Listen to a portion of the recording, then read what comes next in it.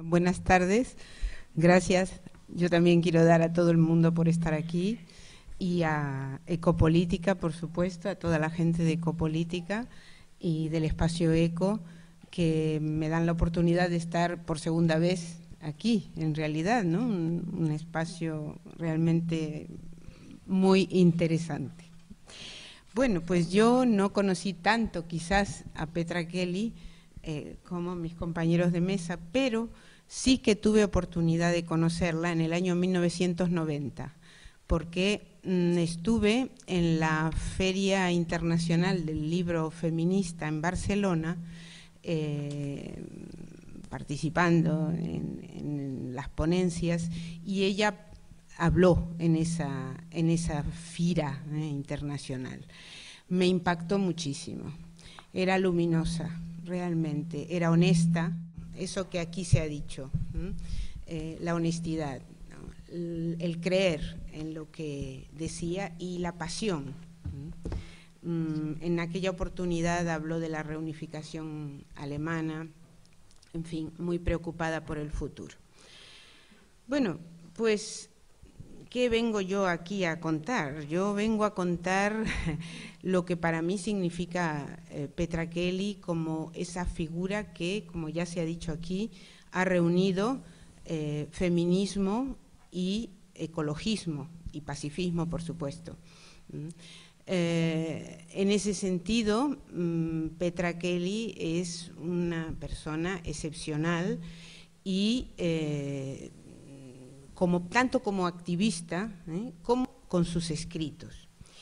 En sus escritos sobre feminismo y ecología, ella enfatiza mucho la cuestión de las virtudes del cuidado. Esto ya se ha dicho efectivamente. Son virtudes que el feminismo hace tiempo ya, comienza a hacerlo aproximadamente en los años 80, de hecho, cierto feminismo, un feminismo más de la diferencia, o sea, empieza a reivindicar como virtudes importantes, virtudes que hay que valorar. La ternura, ella habla mucho de ternura, ternura hacia los demás, ternura en el trato con lo que llamamos la naturaleza, con los animales. Bueno, pues esas virtudes históricamente han sido devaluadas porque se adjudicaron a las mujeres. Los primeros tratamientos que se hicieron de estas virtudes, los intentos de revalorizar estas virtudes, han sido, como decía, más bien han venido del feminismo de la diferencia, un feminismo que mantenía una cierta oposición entre las características de hombres y de mujeres.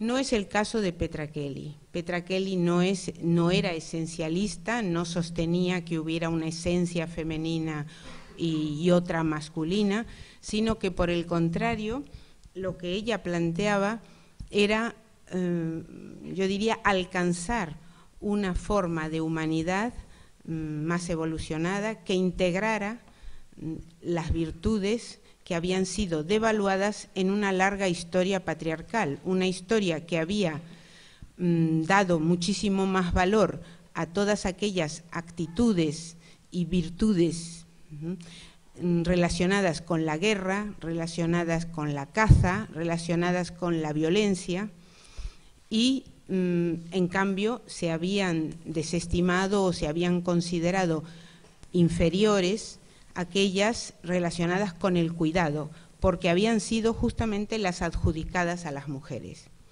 Entonces, cuando ella dice que quiere un poder, pero no un poder sobre los otros, sino un poder con los otros, se refiere a esto.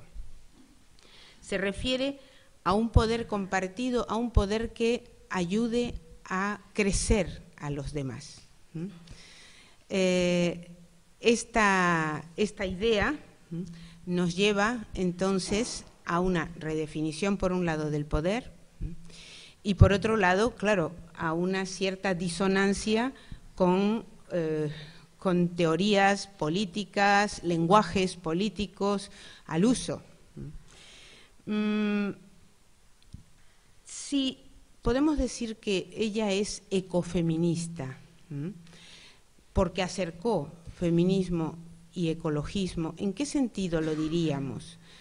Hay un cierto feminismo que se ha fijado fundamentalmente en el problema del sexismo, es decir, en el problema de la discriminación de las mujeres, en el problema de esa ausencia de poder en el sentido tradicional de las mujeres, de poder de decisión, y esto está muy bien y hay que hacerlo.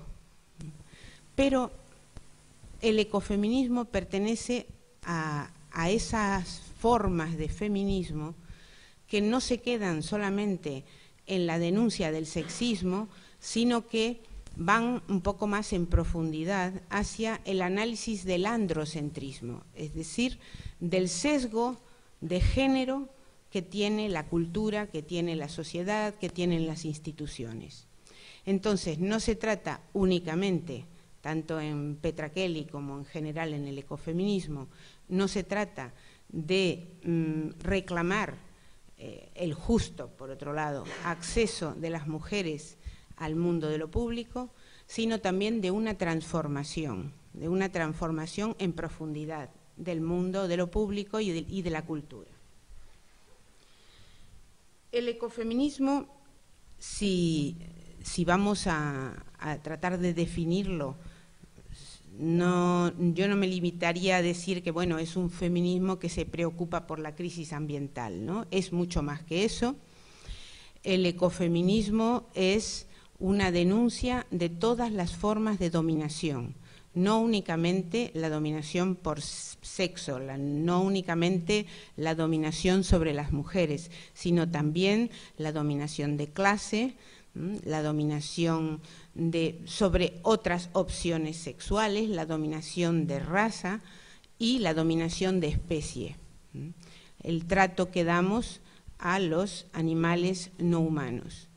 Todo esto está en Petra Kelly, es decir, el acercamiento que ella realiza entre feminismo y ecologismo va en el sentido de una lucha contra todas las dominaciones.